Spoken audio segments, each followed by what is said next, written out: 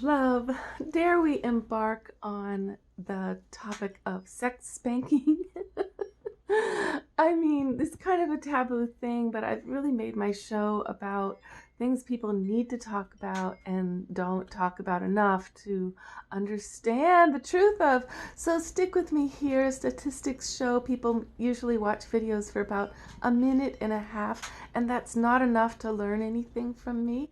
So maybe you can stick around till the end of the video if you really want to know a little bit more about what women really feel about sex spanking. I'm assuming that you are curious. You're just a learner and a lover, and you want to do what's fun, and you want to meet her fantasies, right? Yeah, the sexual realm, everybody's so different and wild, and many people do want to dress up in costume and try out various antics, and nothing wrong with that.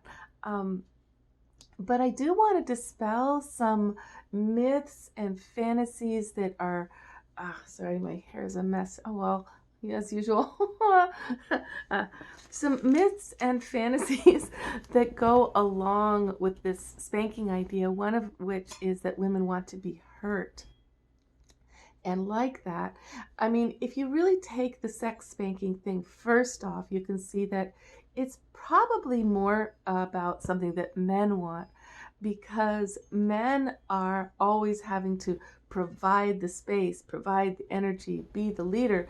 And there's a desire in men to want to surrender, to want to get spanked, to be the one being dominated, because it would be a relief to not have to always be that guy, right?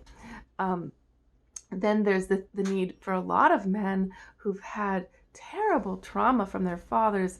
We want to heal our trauma by reenacting it. So when they get spanked, they're like, oh, yeah, I'm reliving this trauma as a kid, but I'm mastering it because I'm choosing it, right? And then there's also maybe latent gay feelings that they're never allowed to feel. So that's all kind of in there for men.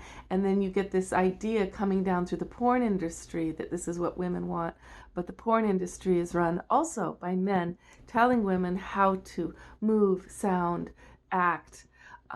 With porn industry that a lot of you guys are using as a reference point, it's kind of terrifying to realize that you may be being destroyed by what you're watching, because you're the lover man in you is tender and kind and warm and sensual, and yes, he wants to ravish and penetrate her, and yes, the truth is she wants that, and she does want a certain kind of domination at times, unless she's like really got a lot of yang herself, and then she wants to be the penetrating one ravishing you. And some women are balanced, they'll go back and forth, but in general the pain thing is a myth. And also the idea that a man suddenly spanking her out of nowhere is going to be sexy and seem dominant is also a myth. So it's really, because it's stupid. It's ridiculous. And also it puts the man like her father. And as soon as he becomes fatherly, he's not sexy, because she feels infantilized and like a child, and now she doesn't feel like a woman. And it's also a little scary. It's like, how far is he going to go with this? And he's physically bigger than me or stronger, and I'm supposed to now be submissive and do what he wants. It's terrifying. And then you get the porn in there, right? Okay, so the porn is really, really insidious. So this guy calls me up who's a porn ringleader because I have this show, right? And he wants advice because he says, I just can't seem to be able to have sex with women without hurting them. And he sends me these horrific videos of him in the act, and he's hurting them heart, body, and soul. Like in every way, everything he's doing is hurtful. And I'm shocked, and I want to help him, but he's too arrogant, and he's too entitled to learn anything. So, and I had to cut it off because he was scaring me, really scaring me. So the thing is, if those sounds you hear on a porn video is of a woman screaming, it's very likely one of two things. One is she's literally being hurt, really hurt, and she's stuck there because she's trying to get a paycheck to feed her kids, or she's terrified by the porn leader and she doesn't know how to get out without getting killed. This is a reality that you're part of when you join with those videos, see? And you're thinking, oh, this is what women want. The other possibility is that she's just an actress and she's making all the right sounds that they're telling her to make. And but a lot of these porn star men have gigantic cocks, and that is a very painful reality for a woman, unless she's a really tall woman or really big woman. Most women cannot accommodate that size without pain, or at least discomfort. So you're thinking, oh, I'm seeing woman what she's like in real pleasure. Well, yes, like in her wild surrendered pleasure, she's pretty intense, right? she's she, and maybe she is on the border of pleasure and pain, and that's where orgasm is born from, is from that wild edge between the two. But it breaks through into wild pleasure when it's really working for her, not wild pain. Okay, wild pain is rape, and it's really, really distorted idea of what women want. So, I mean, I have some notes. I'm trying to think it through for you. Like you got misled. So many men are like, they'll just go in the middle of the sexual act, they'll like whap the woman. See, wasn't that fun? Wasn't that shocking? And it's like, stupid. It's juvenile. It's about you following some kind of online video crap. It's not in the deep flow, right? So when you think of really penetrating the woman, really providing space, and really being in a deep flow together, yes, there are these times where the masculine energy is more powerfully penetrating, and yes, she's calling that forth out of the man if she has a lot of femininity, right? Because she's going to be really wanting to receive. So where the lack of imagination is about her pleasure. Men cannot even often imagine a multi-orgasmic body that can then suddenly gush, not pee, but actual sexual bliss fluids. To imagine that amount of pleasure, right, is almost more taboo than imagining pain. So, and that you could cause that amount of pleasure. Like, so, but she said to me, spank me. Well, it's fine. If she did, it's mutual. You guys just have your fun, but there's also the possibility she's working through sexual trauma from her dad, and she's trying to work it out by controlling it. And,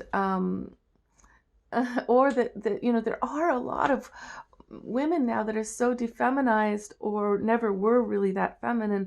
They're men who came into women's bodies to avoid having to go to war in this lifetime, and they really are agenda driven, and they kind of don't want to feel that much. They don't want attachment. They don't want eye contact. They don't want sensuality and delicacy. So those women, you got to respect, they're actually very masculine, and bang, bang, get it over with. Now I'm done. I want to go to sleep. Could you leave now? But if you want love, if you really want love, right? Then there's an awareness of the subtle energy of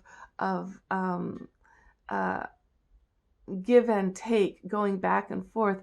And it's best explored in very, very light touch, in just holding without moving as much, to feel the tingly energetics, what they're doing, which direction they're flowing from you, from her, back and forth. Fingertips are a wonderful way to brushing against each other, or playing with hands, to find the subtlety of the tantric flow. And, nowadays there's this thing online where there's like, oh yeah, I want a tantric partner. And yeah, everybody can explore these moves from India that are so sacred, but the American agenda to get for free is so mixed up with the whole Tantra thing online, because they are thinking, I'm going to get a woman to be all spiritual and goddessy with me because I'll call her a goddess, and then I'll say we'll do Tantra, and there's no love, there's no trust, the people don't know each other, there's no commitment, there's absolutely no wood being put on the fire, the sacred fire of love that would be necessary for true Tantra, because Tantra really, it's this subtle opening into these very fine energies of love. The actual vibration of love is what those energies ride upon through your body. So if there's no love and no trust and no commitment and no interest in the human being, it's pretty crass vibration. And if you go into Tantra, you're just doing a bunch of sex moves, which is just another form of pornographic usury of each other, right?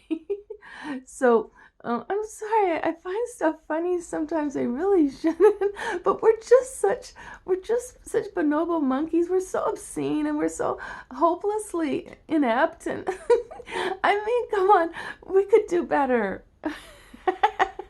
We could do better at defining the difference of admitting there is a difference between lovemaking and sex pounding, and, or even sex that's a good sex. You know, it's still different when there's love involved. A lot of difference in terms of how the synapses of the body open and ricochet when there's love opening, growing. So don't spank her out of nowhere. You'll seem juvenile. You'll seem idiotic. You won't seem like the powerful masculine man you think it makes you. Don't do it, okay? Just take my advice. Who are you getting your advice from? That's the other question I have for you. Would you please notice if you're getting your advice on sex from other loner guys in horrible relationships or no relationship, and pornographers who are, violent addicts? Why don't you get your advice from women, okay? On whatever topic you're asking about. If you're asking about your car, go to a mechanic. Don't go to a seamstress, okay? Take your advice from me. I'm a woman. I would have an idea.